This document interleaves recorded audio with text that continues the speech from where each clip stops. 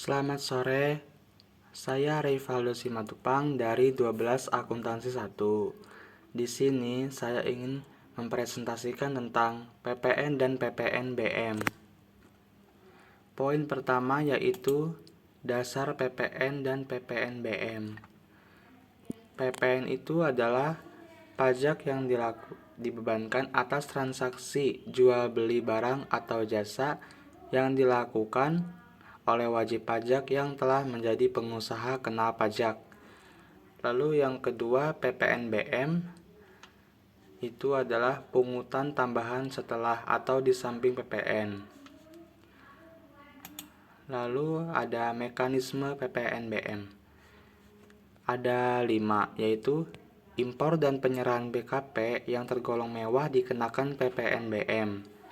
Kedua, PPNBM hanya dipungut 1 kali.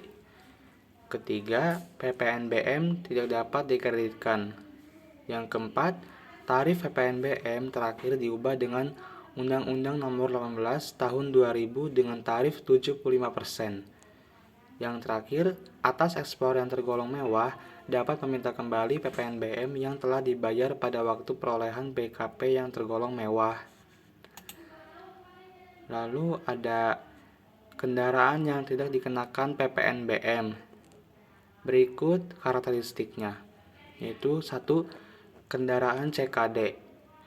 Kendaraan CKD itu kendaraan impor dengan komponen lengkap, namun belum dirakit. Yang kedua ada kendaraan sasis, penopang bodi, mobil mesin, dan penumpangnya. Lalu ketiga ada kendaraan pengangkutan barang.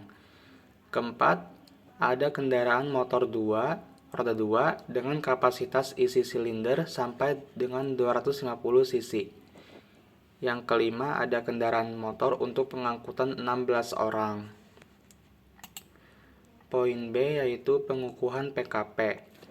Pengukuhan PKP adalah mengukuhkan PKP agar perusahaan yang memenuhi syarat sebagai PKP dapat ditetapkan sebagai PKP yang sungguh-sungguh secara undang-undang.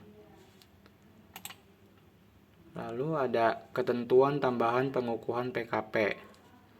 Yang pertama, telah menyampaikan SPT tahunan pajak penghasilan untuk 2 tahun terakhir yang menjadi kewajiban sesuai undang-undang. Kedua, ada tidak mempunyai utang pajak kecuali telah memperoleh persetujuan menunda pembayaran pajak.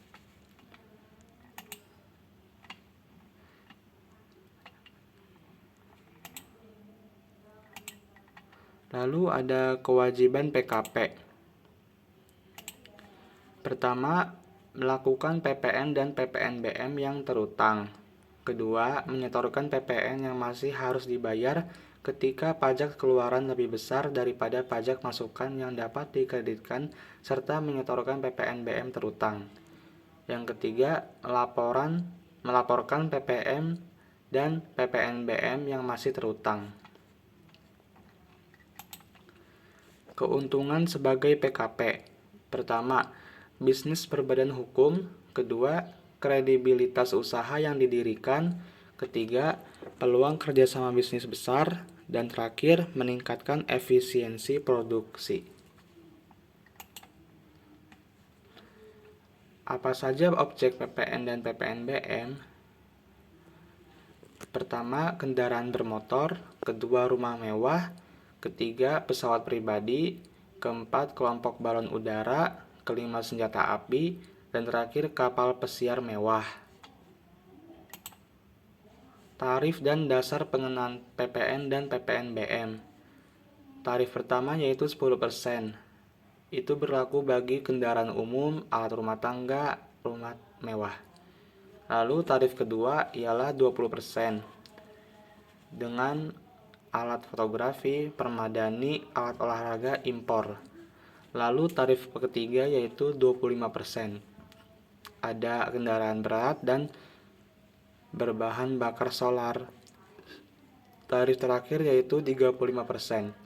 Contohnya minuman alkohol, barang berbahan kulit impor, dan batu kristal. Jenis-jenis dasar pengenaan PPN dan PPNBM. Dasar pengenaan pajak PPN adalah istilah yang mengacu pada penggunaan nilai tertentu sebagai dasar perhitungan untuk menentukan besaran pajak pertambahan nilai atau PPN yang harus dipungut. Tarif PPN sebagai berikut.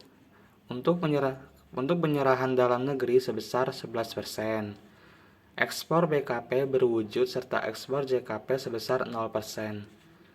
Tarif pajak terkait ekspor dapat berubah minimal 5% dan maksimal 15%.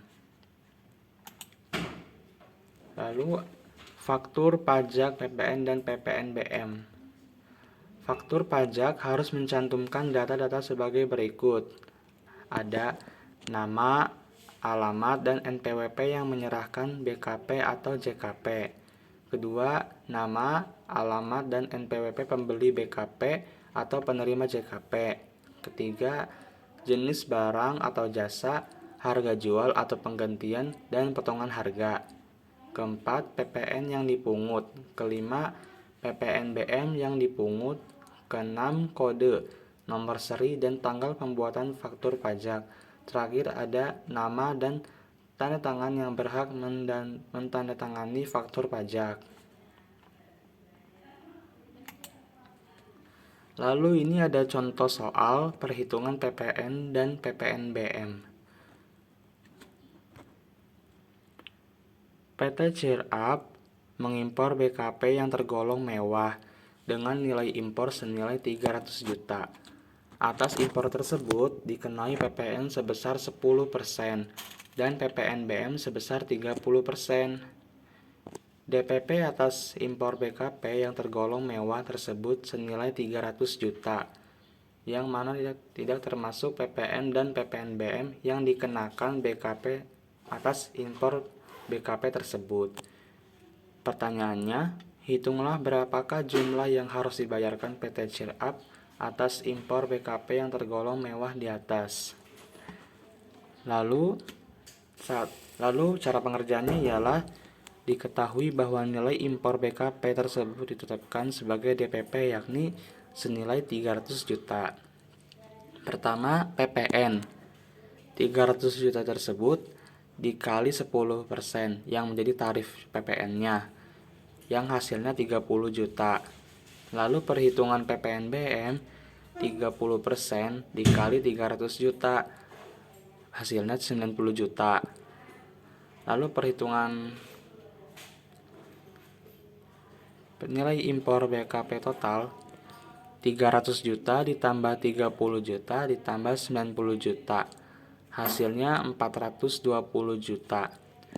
Berdasarkan perhitungan di atas, maka PT Cheer Up harus membayar impor BKP senilai 420 juta.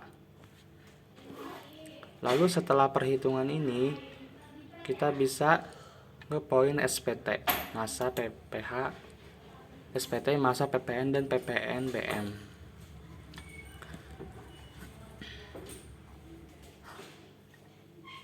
Di sini, faktur pajak harus mencantumkan data-data sebagai berikut, yang sama dengan faktur pajak dan PPN, PPNBM. Lalu ada contoh SPT masa PPN. Lalu ada cara mengisi SPT masa PPN. Yang pertama adalah pilih lokal database dan klik connect. Yang kedua, masukkan username dan password sesuai dengan setting awal untuk menginstal e-faktur. Ketiga, buka menu SPT pada aplikasi e-faktur dan klik menu posting.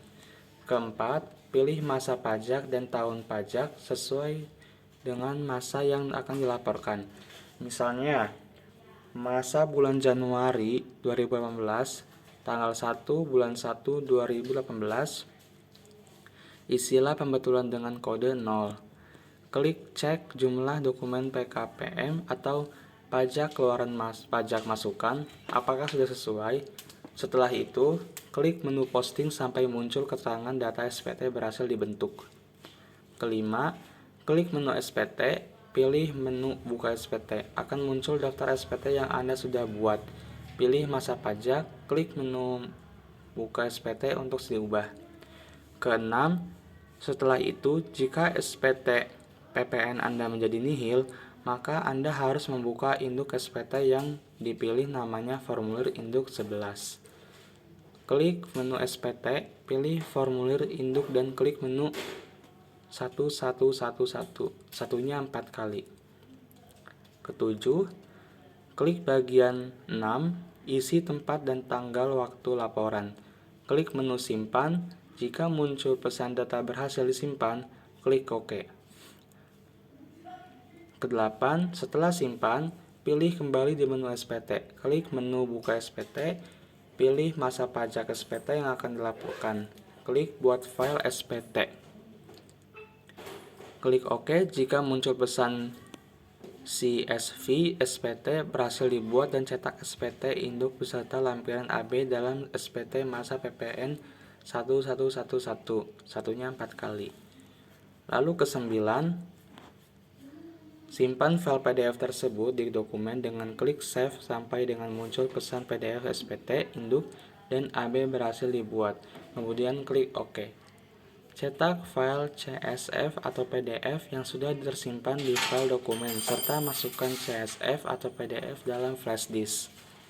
Siap untuk dilaporkan ke kantor pelayanan pajak atau KPP dan selanjutnya melaporkan SPT PPN di sistem e-filing pajak. Sekian dari saya. Mohon maaf jika ada kurang pembahasan dan salah kata, mohon dimaafkan. Terima kasih.